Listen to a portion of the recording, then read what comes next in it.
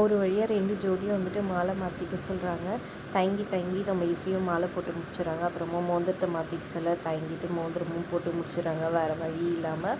அதுக்கப்புறம் பார்த்திங்கன்னா இங்கே வீட்டுக்கு வந்தவுடனே வந்துட்டு கரெக்டாக நாங்கள் டைமுக்கு வந்துட்டோம் பார்த்திங்களான்னு சொல்கிறாங்க. வர்ஷினி ஒருத்தரும் இவங்களும் ரெண்டுமே நடந்துச்சாக்கா கரெக்டாக ஒரே நிமிஷத்தில் எல்லாத்தையும் மாற்றிட்டக்கா, ரொம்ப தேங்க்ஸ்க்கான்னு சொல்லிட்டு வர்ஷினி வந்துட்டு இசைக்கு தேங்க்ஸ் சொல்லியிருக்காங்க. 2 பேரும் ஒரே குடும்பத்துக்கு வாழ போகிறோன்னு சந்தோஷப்பட்டிருக்காங்க. இங்கே பாரு இசை, நீ வந்துட்டு நீ தான் கல்யாணத்தையும் நல்லபடியாக நடத்தி கொடுக்கணும்.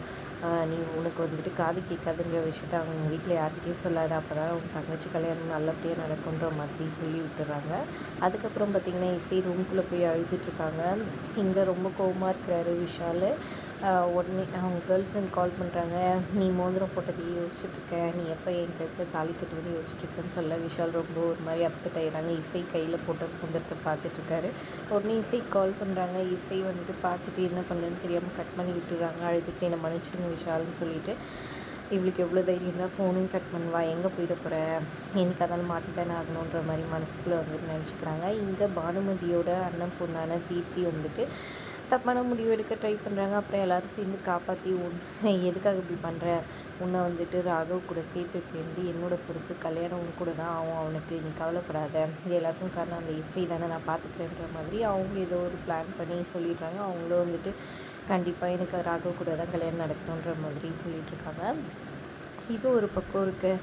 இன்னொரு பக்கம் பார்த்திங்கன்னா இங்கே சுபத்ரா வந்துட்டு எல்லாத்துக்கும் காரணம் இசை தான், நல்லபடியாக வந்துட்டு நம்ம குடும்பத்தை இதுலேருந்து பிரச்சனையிலேருந்து காப்பாற்றிட்டா அப்படின்னு சந்தோஷமாக சொல்லிகிட்ருக்குறாங்க.